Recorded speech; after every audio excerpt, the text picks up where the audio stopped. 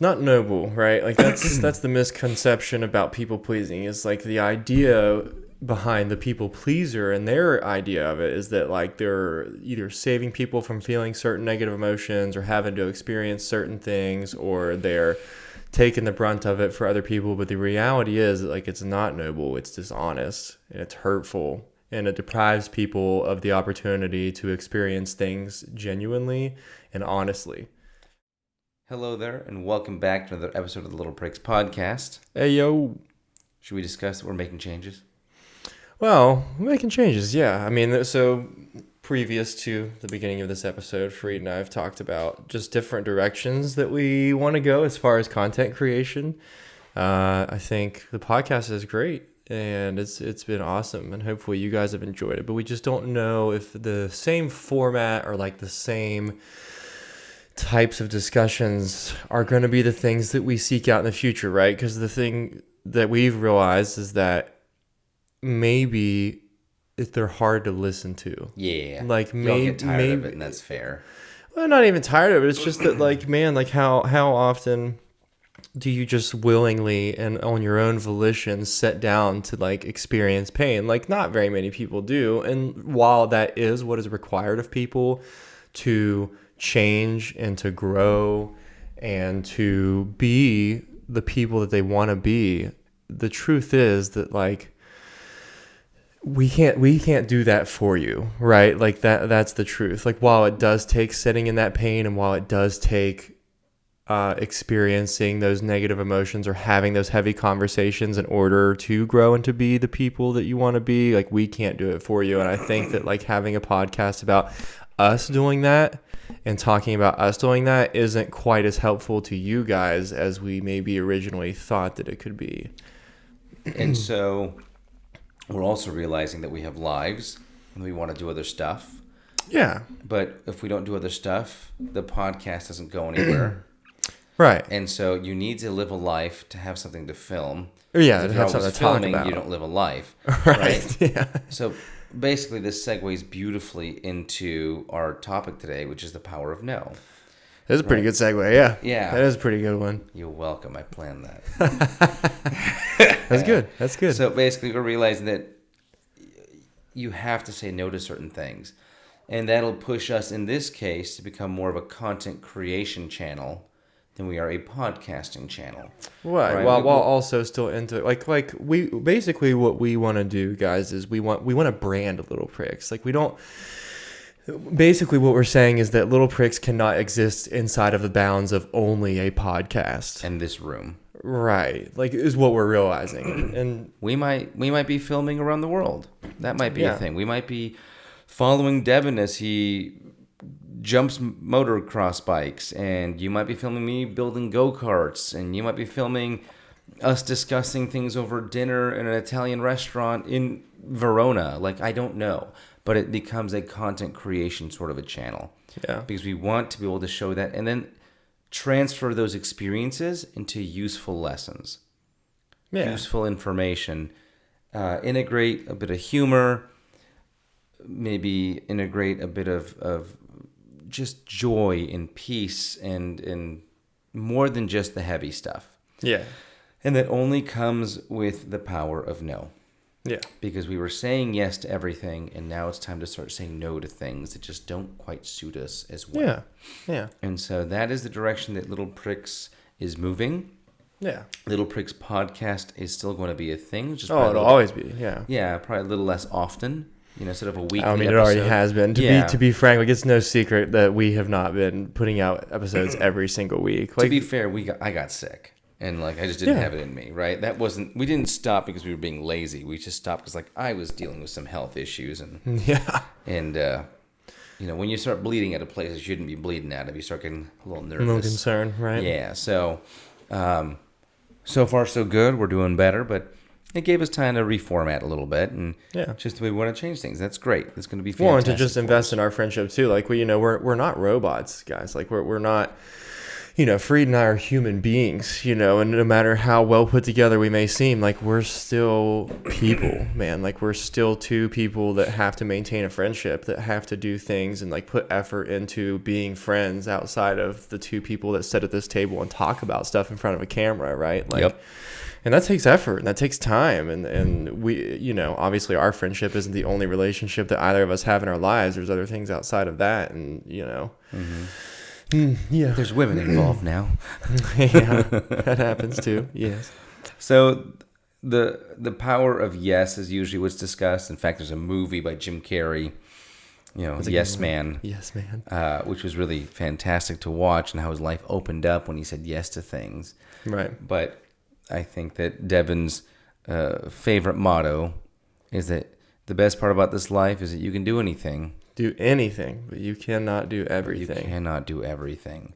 And so, yes, opens up opportunities.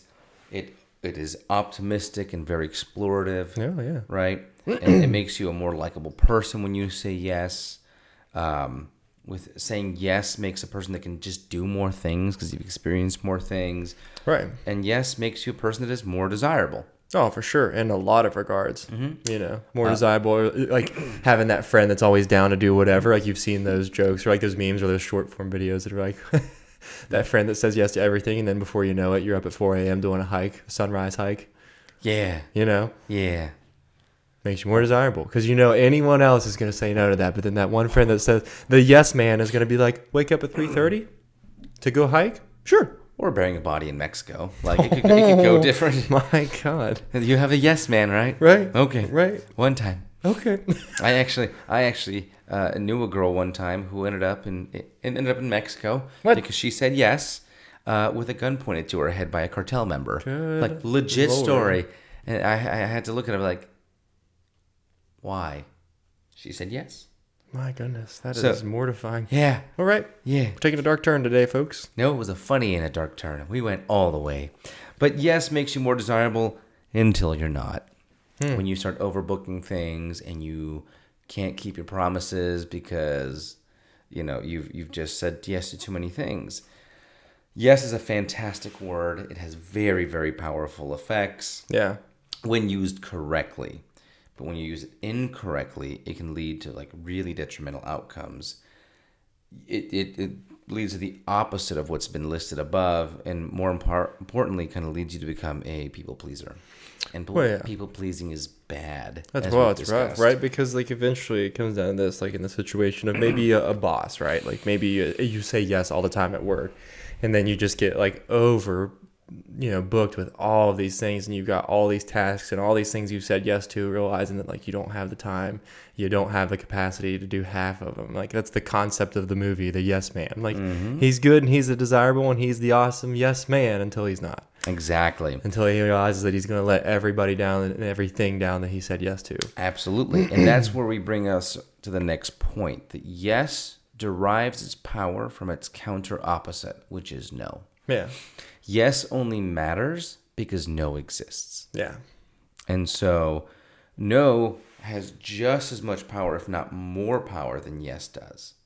Right? No means no new opportunities. No means you are going to be less likable. And no means doing fewer things, which just becomes an outcome. Right. And no can make you less desirable to be around, all at the same time of making you more desirable.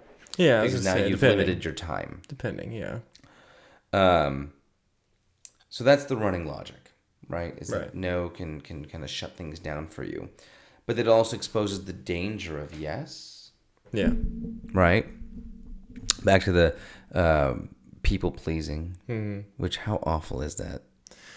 It's not noble, right? Like that's the misconception about people pleasing. Is like the idea behind the people pleaser, and their idea of it is that like they're either saving people from feeling certain negative emotions or having to experience certain things, or they're taking the brunt of it for other people. But the reality is like it's not noble, it's dishonest, and it's hurtful, and it deprives people of the opportunity to experience things genuinely and honestly.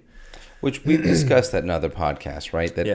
That people pleasing is not a good virtue.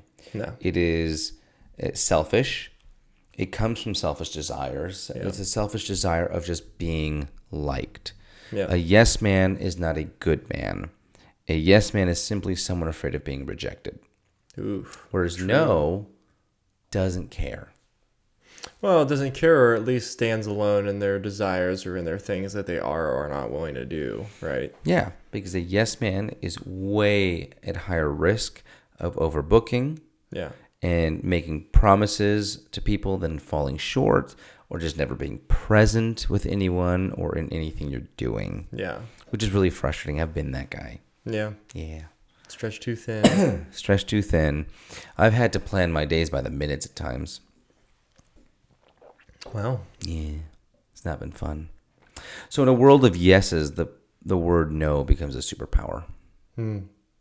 Yeah. Because now you have all these opportunities that you get to pick and choose. Right. Which I think you see that a lot in Hollywood.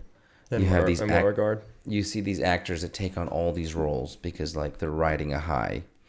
They take on everything, and they eventually realize, no. Yeah.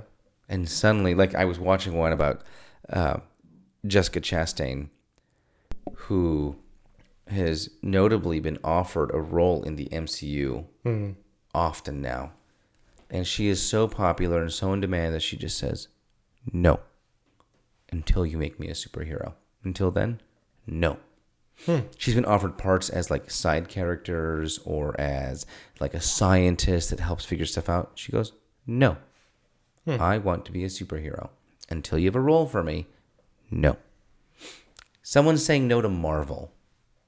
Like, think about that, right? You've done so well for yourself that you have the power of no at your disposal. Wow. So I think that's very, very cool. It makes the yes special. Yeah, for sure. You know, it makes the yes very intentional. And that example is fantastic of it because she straight up said, I want to be a hero. Yeah. Make me a superhero. Fit me in tights. I want to do this. Yeah. How cool is that, man? That's pretty cool. So like yes is awesome, but no is so important. Yeah. In for just sure. that capacity, which also comes down to like what we've been discussing. All right?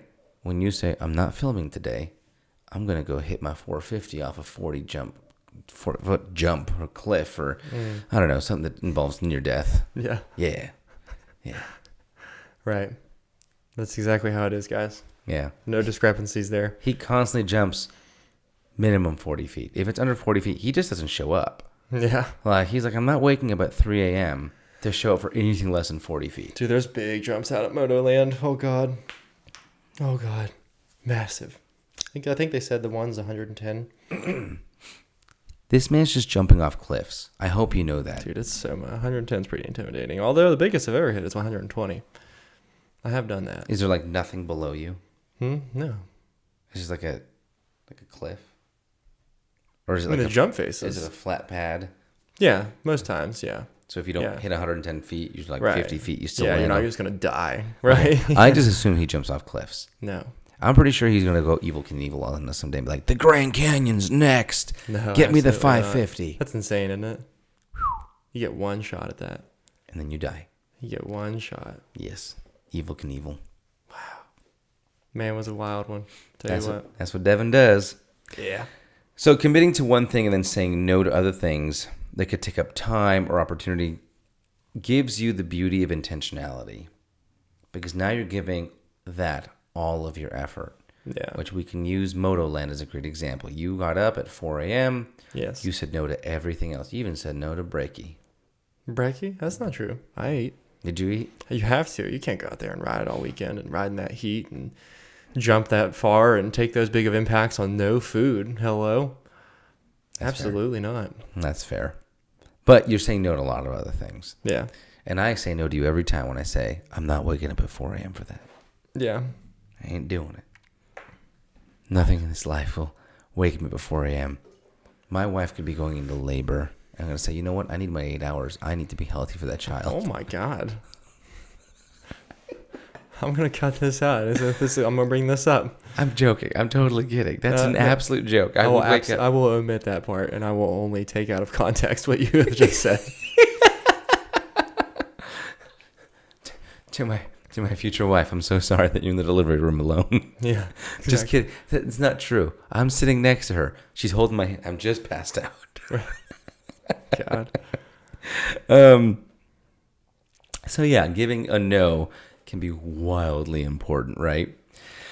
And it's something that I think a lot of people struggle to exercise properly. Yeah. And I think a lot of people struggle to accept a no too, which is not big something time. I had in the script, right? You hear someone say no to you, you go, why?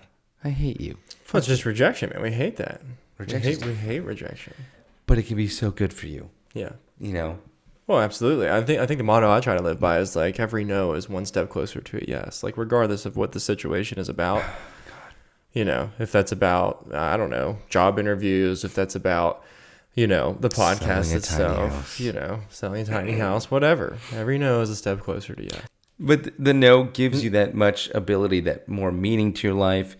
It makes the yeses more scarce, and it makes them more high quality and more of value, you know? Man, can you imagine all the things you've said no to so that you could go do something more awesome and more fun? Yes, absolutely. You know, like... I went to like not drinking, not smoking, not partying, not staying up late, not eating like shit. Do you know how happy I am when I say no to not sleeping? I am so happy in the morning. I wake up and I'm like... Absolutely. I think we say no more often than we do yes, to be honest with you. Yes.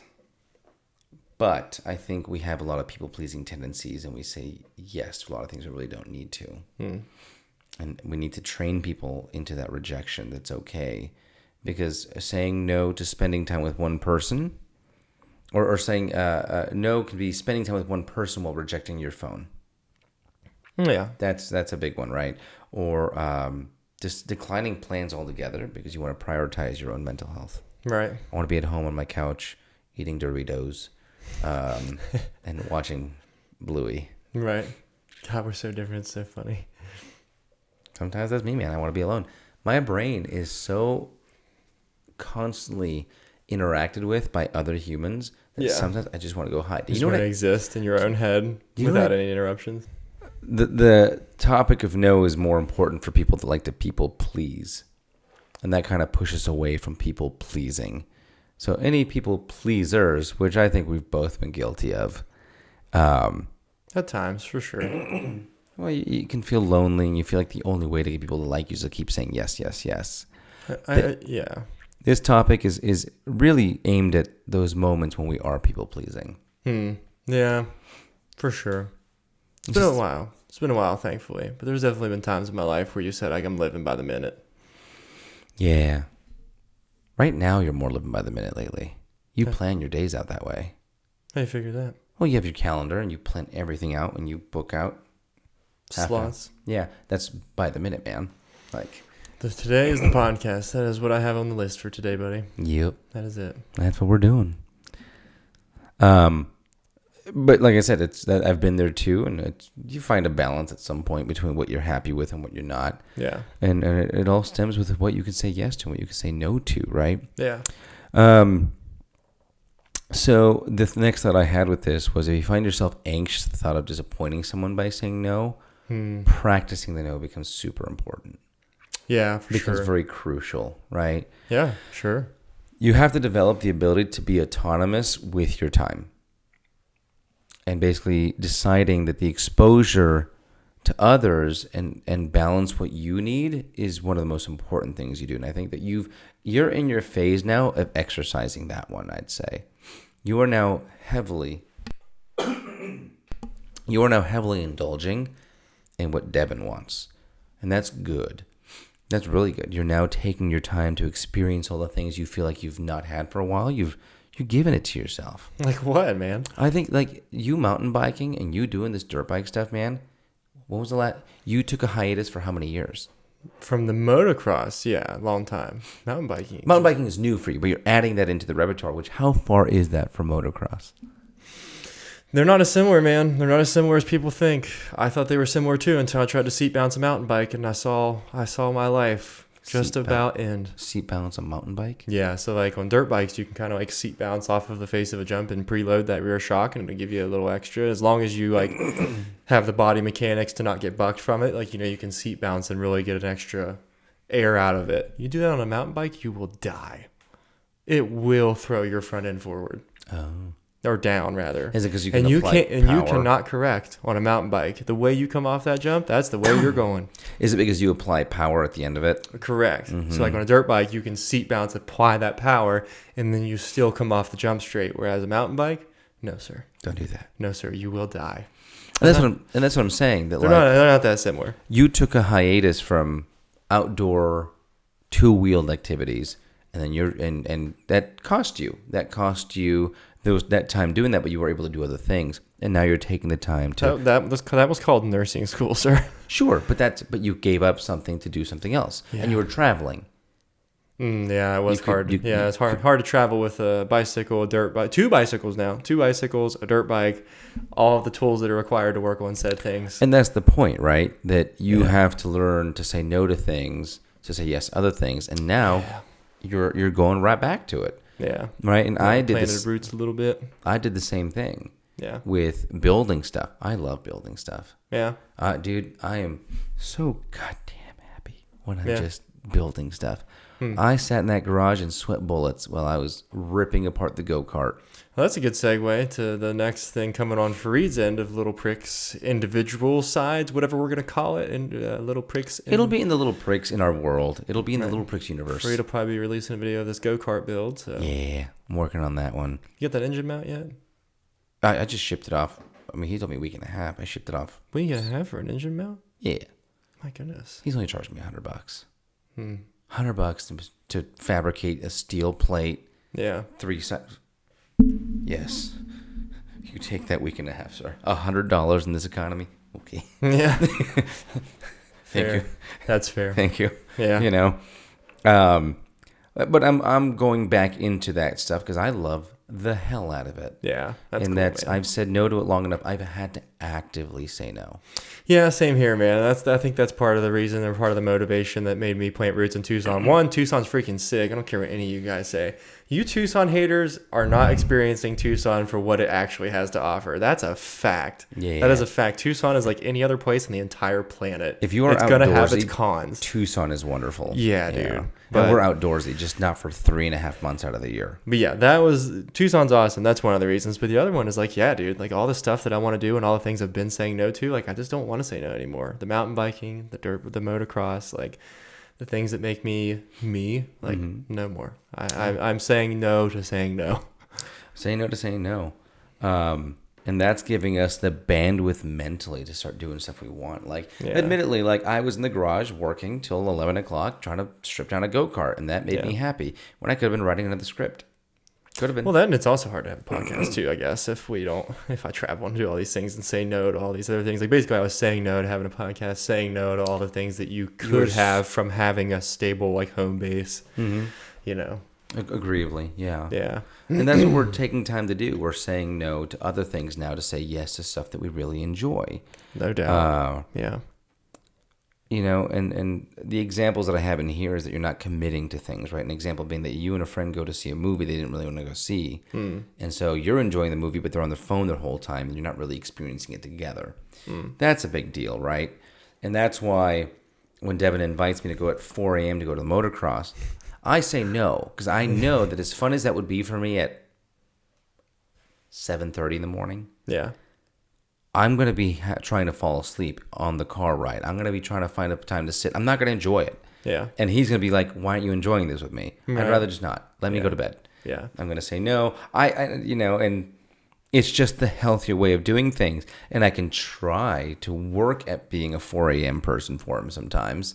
Yeah. Right. But I know that when he asked me, no, sir, that wasn't going to happen. That was going to go completely differently from how I'm going this Saturday, by the way, if you want to join.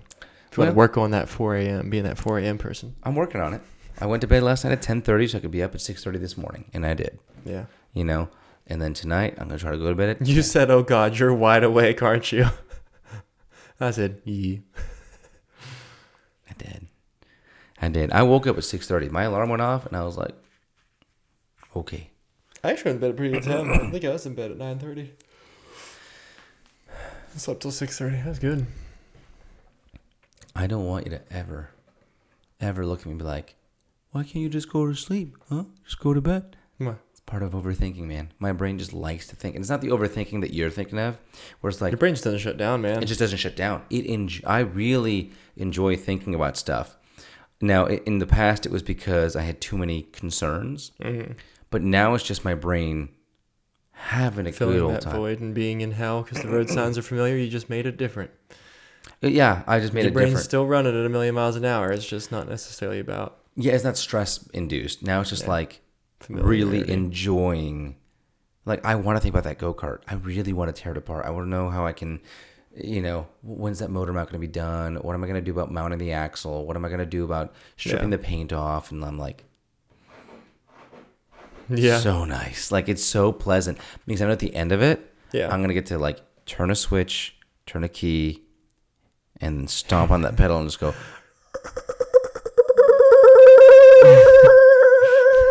and it just won't end because the sound effect. Wow, that was painfully accurate. Yeah. Wow. Yeah. Did you see that video I sent you of the other electric, not scooter, but go-kart? I sent it to you on Facebook. Oh, it's fast. Oh, it's so fast. I eventually want to buy a Sierra Echo. Oh. Yeah. Have you seen the Sierra Echo? No. Oh, it's amazing. I got to see it at CES. The Sierra Echo is amazing. But so that's where my brain goes at times. But you get to experience more things in this life because you get to say no to stuff. Yeah.